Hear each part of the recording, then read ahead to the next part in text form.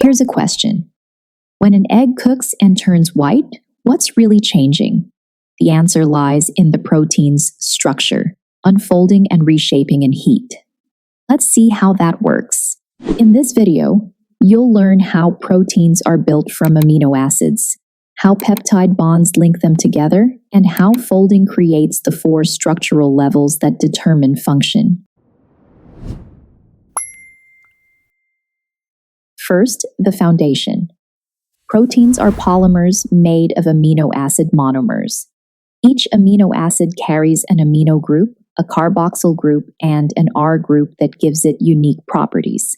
When two amino acids link together, the carboxyl group of one reacts with the amino group of another, releasing water and forming a peptide bond. Chain enough of these together, and you get a polypeptide. At the most basic level, primary structure is the linear sequence of amino acids in a chain. For instance, insulin's A and B chains are connected by specific peptide linkages that determine its shape and function. Each amino acid's R group affects how the chain behaves. Some are hydrophobic and cluster inside proteins. Others are hydrophilic and stay near water. Together, these interactions set the stage for folding. Still, many think a protein's sequence alone defines its shape.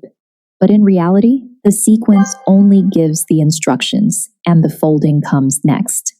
So far, we've seen how amino acids connect through peptide bonds to form the primary structure, the starting blueprint of every protein. Curious how much you're remembering? Your personalized practice test, flashcard set, and study guide are all waiting for you. Just tap the link now and keep watching. Future you will thank you. From there, secondary structure forms as hydrogen bonds twist or fold the chain into alpha helices and beta pleated sheets. For example, keratin in hair forms helices, while silk's strength comes from beta sheets.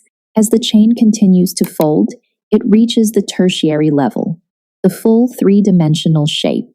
Interactions among R groups, such as hydrogen bonds, ionic attractions, and hydrophobic packing, help stabilize this form. Myoglobin is a good example. Sometimes, multiple folded chains join together to form the quaternary structure. Hemoglobin, for instance, has 4 subunits, 2 alpha and 2 beta chains, each with a heme group that carries oxygen. Together, these structural levels determine how a protein behaves. Globular proteins, like enzymes, dissolve easily and catalyze reactions, while fibrous proteins, such as collagen or keratin, form strong, insoluble fibers for support and protection. But once folded, proteins are sensitive to their environment.